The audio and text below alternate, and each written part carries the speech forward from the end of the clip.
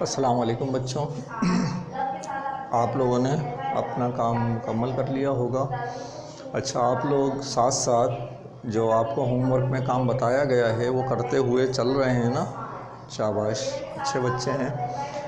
ہم لوگ اپنے دوسرے سبق کا 7واں لیکچر لینے جا رہے ہیں۔ اس میں جو آج کے ہمارے عنوانات ہیں، پہلا تو ہم اس میں پڑھیں گے علامہ اقبال کا خطبہ الہ آباد، دوسرا 1935 کا ایکٹ اور صوبائی خود مختاری، تیسرا تحریک پاکستان شروع کریں گے اور اس میں قرارداد لاہور 1940 عیسوی کا ٹاپک جو ہے وہ پڑھیں گے۔ اس سے آگے پھر اگلے لیکچر میں انشاءاللہ ہم پڑھیں گے۔ یہاں ابھی ہم پہلے شروع کرتے ہیں علامہ اقبال کا خطبہ الہ آباد۔ مسلمانان بر صغیر کی یہ خواہش تھی کہ ان کا الگ تشخص تسلیم کیا جائے۔ اس سلسلے کی کڑی علامہ اقبال کا خطبہ الہ آباد جو کہ 1930 میں دیا گیا تھا ہے، کیونکہ مسلمان یہ برداشت نہیں کر سکتے تھے کہ ان کے مذہبی، سیاسی اور معاشرتی حقوق کو سلب کر لیا جائے، لہٰذا مسلمانوں نے اپنے لیے الگ ملک کا مطالبہ کر دیا، جس کو علامہ اقبال نے اپنے خطبے میں اس طرح پیش کیا: میری خواہش ہے کہ پنجاب، سرحد، سندھ اور بلوچستان کو ملا کر ایک ریاست بنا دی جائے۔ خواہ ہندوستان برطانوی سلطنت کے اندر رہ کر آزادی حاصل کرے، مجھے شمال مغربی مسلم ریاست کا قیام مسلمانوں یا کم از کم شمال مغربی علاقوں کے مسلمانوں کا مقدر نظر آتا ہے۔ قائد اعظم کی خواہش تھی کہ مسلمان بر صغیر میں ایک قوت بن کر ابھریں۔ علامہ اقبال نے اس تصور کو آگے بڑھاتے ہوئے خطبہ الہ آباد میں الگ ریاست کا تصور دیا۔ 1933 عیسوی میں چودھری رحمت علی نے علامہ اقبال کے اس تصور کو پاکستان کا نام دیا۔ قائد اعظم نے 1934 عیسوی میں مسلم لیگ کی باغ ڈور سنبھالی اور مسلمانوں کے سیاسی استحکام کے لیے اس جماعت کو مضبوط اور فعال بنایا۔ یہاں پر بچوں یہ بات آپ کو یاد رکھنی چاہیے، 1934 عیسوی میں باغ ڈور جو سنبھالی ہے، دوبارہ تعلیم سے واپس آ کر پھر سنبھالی ہے، جبکہ قائد اعظم کی مسلم لیگ میں جو شمولیت تھی وہ 1919 عیسوی میں ہو چکی تھی۔ ٹھیک ہے، اب ہم پڑھتے ہیں دوسری ہیڈنگ جو ہے ہماری 1935 عیسوی کا ایکٹ اور صوبائی خود مختاری۔ 1935 میں برطانوی حکومت نے بر صغیر میں ایک نیا آئین متعارف کرایا جس میں صوبائی خود مختاری کو اولویت دی گئی، اور اس آئین کے تحت 1937 عیسوی میں انتخابات کرائے گئے جس میں کانگریس نے واضح اکثریت حاصل کر لی۔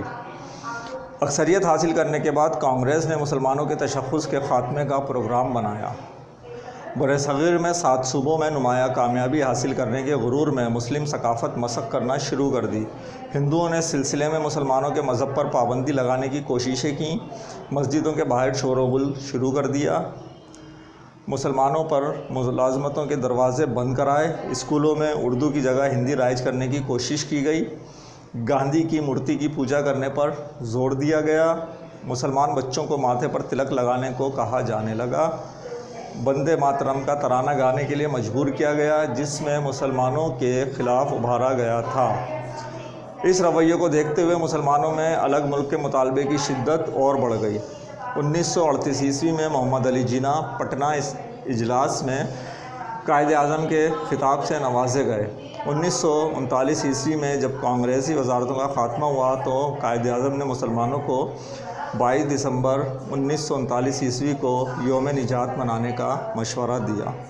یہاں پر ایک بات بچوں کہ اللہ تعالیٰ جو کرتا ہے بہتر کرتا ہے، ہمیں اس پر ناراض نہیں ہونا چاہیے۔ ہمیں نہیں پتہ کس چیز میں اللہ تعالیٰ کی کیا بہتری ہے، اللہ تعالیٰ اپنے بندے کے لیے بہتر سے بہتر چاہتا ہے۔ جس وقت 1935 عیسوی میں مسلمان انتخابات ہار گئے تو یقیناً بددل ہوئے اور پھر اس کے بعد بہت سارے مظالم بھی ہوئے، لیکن اگر اس وقت مسلمان کامیابی حاصل کر لیتے تو ان کے اوپر کھل کر کبھی بھی ہندوؤں کی جو ذہنی کیفیت تھی مسلمانوں کے لیے نفرت کی، ان پہ قابض ہونے کی، وہ کبھی بھی واضح نہیں ہوتی۔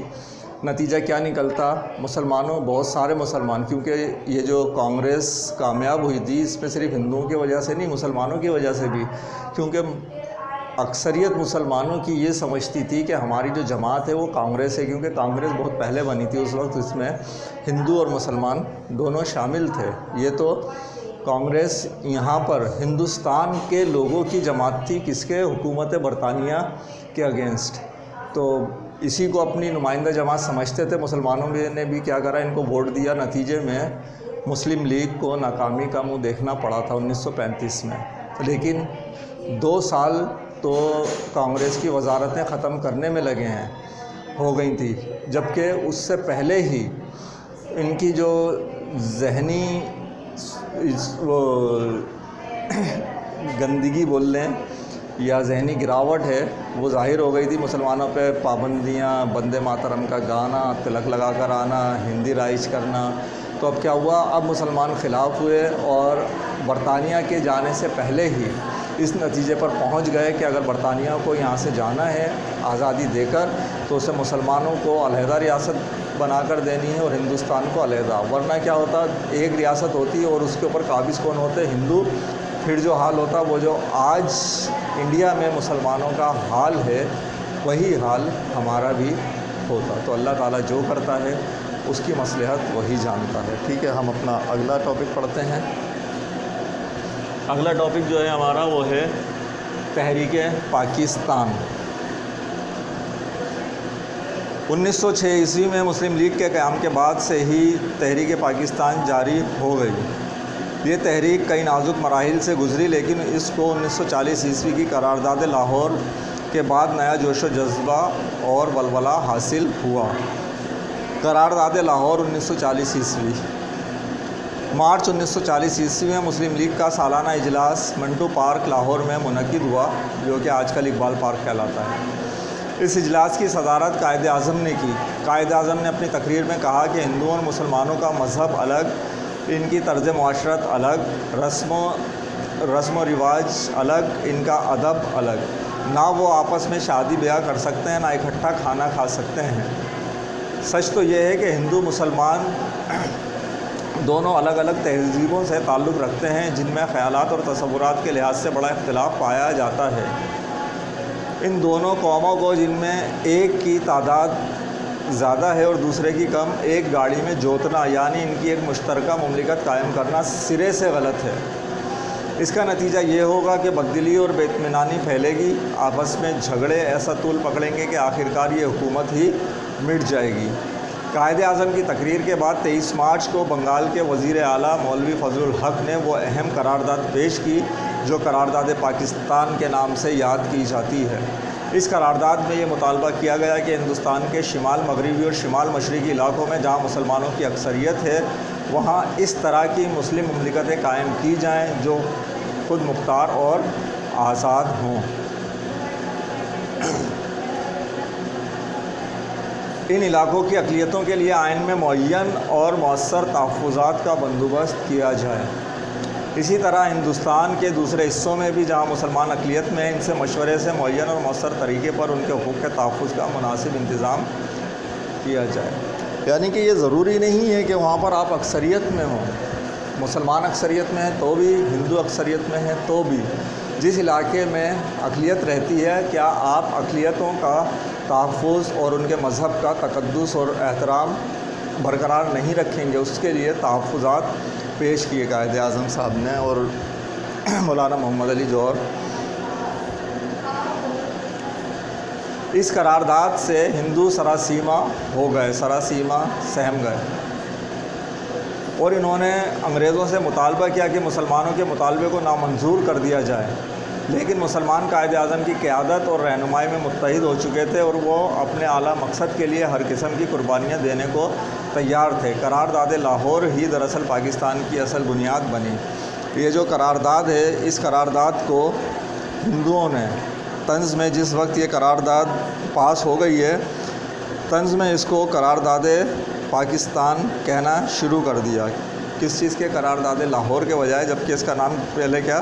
قرارداد لاہور تھا، لیکن ہندوؤں نے طنزاً اس کو قرارداد پاکستان کہا تھا، اور اللہ تعالیٰ نے اس بات کو قبول بھی کیا، اور وہ قرارداد آج تاریخ میں قرارداد پاکستان کے نام سے جانی جاتی ہے۔ ٹھیک ہے بچوں، یہ ہمارے آج کے پڑھنے کے ٹاپک اور عنوانات تھے۔ اب ہم کچھ سوالات کر لیتے ہیں۔ کلاس ورک کے لیے اب ہم کلاس ورک لیں گے.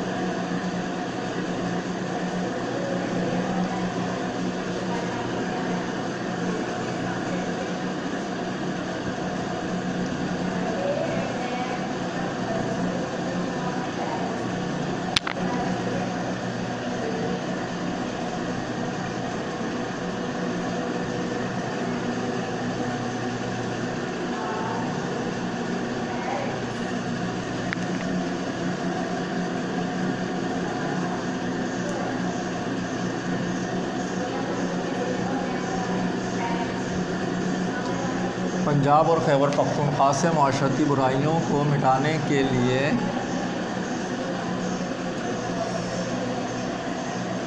سید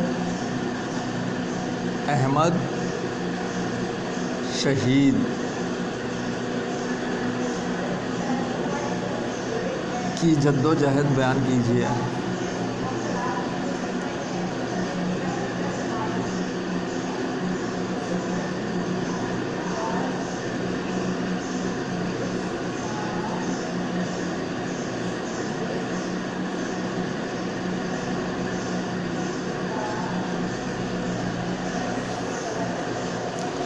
ٹھیک ہے، یہ آج کا سوال ہے، اسے جلدی سے کر لیجئے.